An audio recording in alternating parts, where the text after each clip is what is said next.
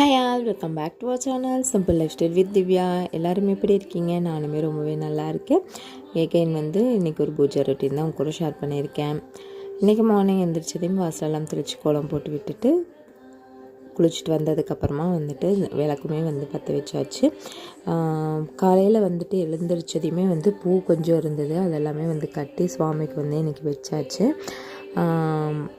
அரளிப்பூ இன்றைக்கி முருகருக்கு ரொம்ப பிடிக்கும். ஸோ இன்றைக்கி அந்த பூ தான் இன்றைக்கி போட்டிருக்கோம். இன்றைக்கி பிரசாதத்துக்கு பார்த்திங்கன்னா பொட்டுக்கடலையும் துளசி தண்ணியும் தான் வச்சுருக்கேன்.